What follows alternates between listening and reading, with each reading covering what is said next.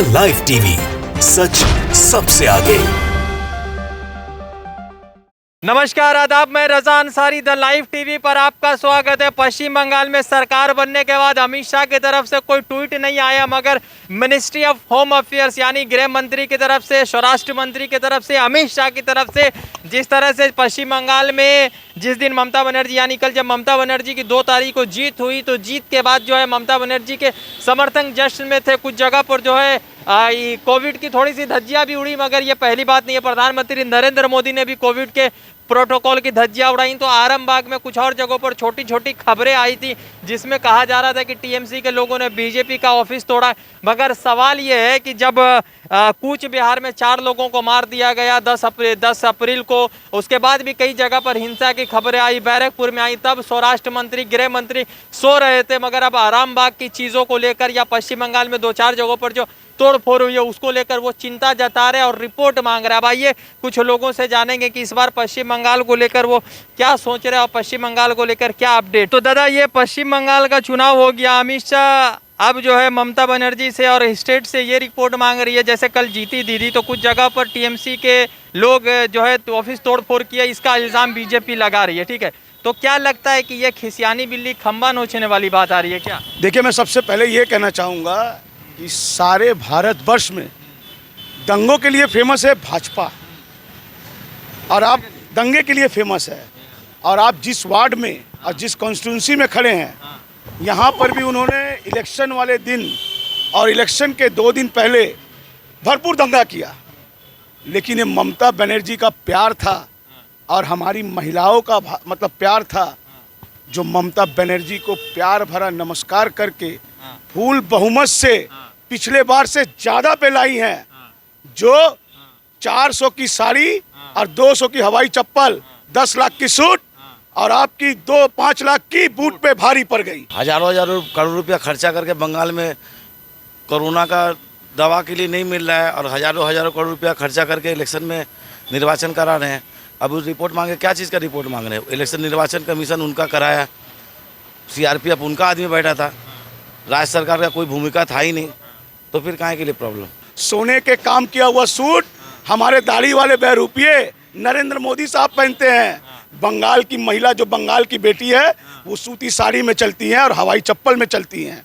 ये कल्चर है बंगाल का कि बंगाल सादगी में मरता है, दिखावे पे नहीं। उनको क्या दरकार था 21,000 करोड़ खर्चा करने के लिए वेस्ट बंगाल के चुनाव में? ये मेरा प्रश्न है हमारे प्रधानमंत्री से, गृह मंत्री से। एक महिला को हराने के लिए दिल्ली से सारे कैबिनेट चले आए।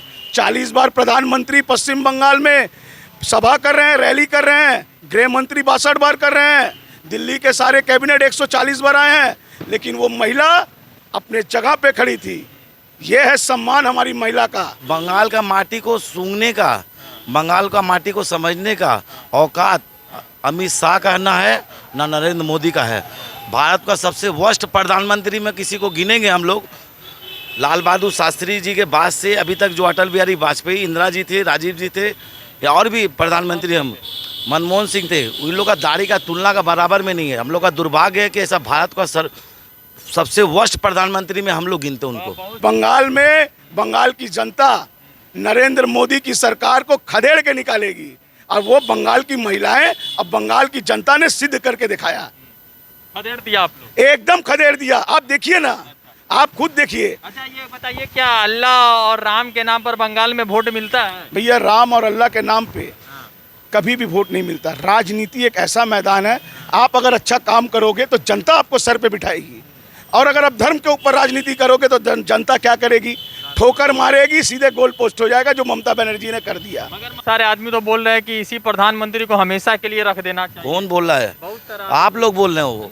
आप लोग उनका चैनल को ले लेके घूम रहे हैं, आप लोग बोल रहे हैं। आम आदमी से पूछे, वो बोले क्या? उनसे पूछे ना, वो बोले, ये बोले क्या? ये बोले, कौन बोला? कौन बोला? हम तो सुने नहीं है। झूठा जुमलाबाजी खुद ही बोलता है, उनका मंत्री बोलता है, अमित शाह बोलता है कि ये तो एक तो जुमला था। तो ऐसे जुमला कितना पब्लिक कितना देगा? अब भारतवर्ष से उड़ने वाले हैं, भारतवर्ष से जनता ने जुमला को जवाब दे दिया। एकदम जवाब दे दिया। आप बताइए निर्वाचन कमीशन क्या किया है? इलेक्शन वाले दिन सीआरपीएफ के संग मिलके जनता को बोला जा रहा है कि भैया आप एक काम करिएगा, आप फलाना नंबर में दीजिएगा जिसमें बीजेपी वाले हैं। सीआरपीएफ को और निर्वाचन कमीशन को बंगाल या भारतवर्ष की जनता महीना देती है या भाजपा की सरकार महीना देती है? जनता का पैसा सही ना वो लोग आए हैं तो वो ऐसा कुकर्म क्यों किए? भैया जनता के ऊपर राय छोड़ दे। जनता ने अपना राय दिया। मैं नतमस्तक होकर कहना चाहूँगा कि हमारी बंगाल की महिलाएं दीदी के ऊपर अपना विश्वास रखी और दीदी को पूरे बहुमत के साथ फिर से नवान्नों में भेजी। आज जो आरामबाग में या कुछ सिल्लीगुड़ी के कुछ जगहों पर कुछ खबरें आई जिसमें तोड़फोड़ की खबरें आई थी, तो आप क्यों रिपोर्ट मांग रहे हो? उस वक्त क्यों नहीं मांगा था? ये रिपोर्ट उनको मांगना चाहिए था चुनाव के पहले, क्योंकि उस समय आपका सारा दंगा। आप एक बात मैं आपसे कहना चाहूँगा, यहाँ पर बहुत बढ़िया आपने प्रश्न उठाया है।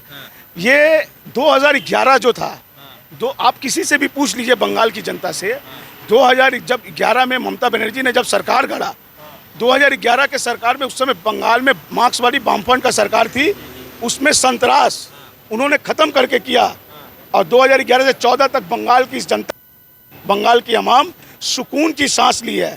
और 2014 से 2021 तक का जो दौर चला है, हर राज्य में और बंगाल के हर कोने कोने में उन्होंने सिर्फ दंगा ही फैलाया है। ये लोग खाली इनका फर्दा है, खाली बोलना है, पब्लिक को झूठा बोलना है। ये हम इनको नौकरी दे देंगे, हमको स्वास्थ्य काटी बना दिए, वो अगड़म बगड़म क्या क्या, कुछ तो है नहीं, कुछ तो दिखता नहीं है। बंगाल में क्या है वो लोग का, क्या करके देगा बताइए ना? क्या करके दिया बंगाल के लिए? क्या करके दिया? 7 साल 6 साल 7 साल होने को जा रहा है। एक तो भी हमको काम बताइए जो उनका हाथ का किया हुआ वो स्टैचू। 2024 के जो चुनाव होगी, सबसे पहले मैं बताना चाहूँगा कि इसके बाद है जो विधानसभा वो उत्तर प्रदेश की है, और उत्तर प्रदेश का जो चुनाव होगा वो भी खेला होगा और वहाँ पर भी सरकार बनेगी हमारे अखिलेश यादव जी की। वैसे अखिलेश ने कहा था कि ममता की जीत में ही मेरी जीत है। एकदम। अपने तो जो भी यूपी वाले हैं, मैं सबसे कहूँगा भैया आप लोग बहुमत से लाइए अखिलेश यादव जी को, मुलायम सरकार को लाइए। जो वहाँ पर काम किए हैं, आप बताइए अखिलेश यादव का जो भी ऑर्डिनेंस पास किया हुआ है उस पर ये लोगों ने काम किया, आधा काम किया आधा नहीं किया है। इसका क्या मतलब है? खुद से तो कोई काम किए नहीं है। जो गद्दार होता है, जो गद्दार लोग चला गया, इसलिए दीदी अच्छा वोट मिला है। गद्दार लोग रहता तो कुछ नहीं होता, पीछे से छुरी मारता है दीदी को। गद्दार लोग भाग गया, दीदी को अच्छा हुआ, भांगा पाए खिला दिखाया। वो लोग सोच लिया जे कैसे भांगा पाए दीदी खिला दिखाती है, इसलिए भाग गया। वो लोग को दिखाई नहीं दे रहा है, किसी को दिखाई नहीं दे रहा है। कहाँ बहुत आदमी लोग को लेके आया, बहुत आदमी लोग को दीदी के पीछे लगाया, कुछ किया, कुछ नहीं करने पाए। यहाँ पश्चिम बंगाल में दीदी ममता दीदी उसको शेरनी बोलता है, शेरनी बैठा है, शेरनी के देख के सब कोई भाग गया। दीदी क्या की है सब देख चुका है। आने वाला 2024 में दीदी एक बहुत बड़ा फैक्टर होंगी। 30,000 करोड़ रुपया खर्चा करके स्टेचू बना रहे, 3,000 करोड़ रुपया खर्चा करके करोड़ खर्चा करके वो बना रहे हैं स्टेचू। यहाँ आदमी खाने भी ना, वो स्टेचू के नीचे में जो काम करने वाला है, हम तो यहाँ तक सुने कि वहाँ का जो स्टाफ लोग का मंथली वो महीना नहीं है। कौन विजिटर जा रहा है उसको देखने के लिए? सरदार वल्लभ भाई पटेल अगर रहते तो उनको जूता खोल के मारते। पहले ऑक्सीजन दिलवाते, एकदम पहले फिर छीन लेते हैं ऑक्सीजन, फिर छीन लेते हैं। तो क्या फायदा हुआ 3,000 का स्टैचू बना के? 3,000 करोड़ का कोई फायदा नहीं हुआ है। इसीलिए भारतवर्ष से गायब हो जाएंगे, इसीलिए भारतवर्ष से गायब हो जाएंगे। ममता बनर्जी तो आप 24 में एकदम तैयार है देने के लिए जवाब। एकदम पहलवान ऐसे खेला होवे, फिर खेला होवे, फिर 24 में फिर खेला होवे। तो पूरा बंगाल में नहीं, पूरे हिंदुस्तान में, पूरा हिंदुस्तान में खेला होवे। भैया आप हिंदुस्तान की सारी जनता से पूछिए, जनता जनार्दन से पूछिए। बंगाल एक ऐसी भूमि है, ये आपकी वीर पुरुषों की भूमि है। यहाँ से खदेड़ा जो गया है वो भारतवर्ष से भी खदेड़ा गया है। एकदम अंग्रेजों की तरह खदेड़ा हुआ, ये भी खदेड़ा जाएगा। जो सोना का पहने हुए मोदी जी दिएगा। नहीं नहीं नहीं नहीं नहीं नहीं, ये अपना माँ बाप का आशीर्वाद है। फाता तो वो भी ले लेते हैं। लगातार पश्चिम बंगाल बनर्जी तृणमूल कांग्रेस बांग्ला निजर में के चाय, बांग्ला निजर में के चाय।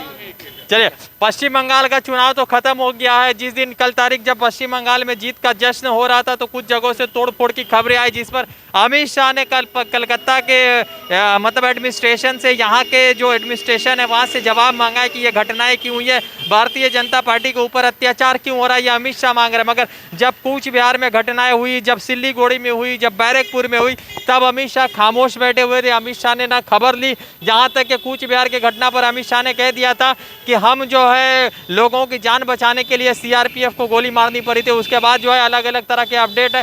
बंगाल से इस बार जो है भाजपा सफा हो गई है। अब लोग ये कह रहे हैं कि ममता बनर्जी को 2024 के लिए प्रधानमंत्री का उम्मीदवार बनाना चाहिए, क्योंकि वही जो है बीजेपी से लड़ सकती है। तो अब देखना यह कि 24 में क्या होगा। वैसे पश्चिम बंगाल 5 सालों के लिए फिर ममता बनर्जी के अगुवाई में आ चुका और ममता बनर्जी ही पश्चिम बंगाल को 5 सालों के लिए रन करेगी। रजा अंसारी की रिपोर्ट, द लाइव टीवी के लिए। जुड़ते दूसरे अपडेट के साथ, धन्यवाद। द लाइव टीवी, सच सबसे आगे।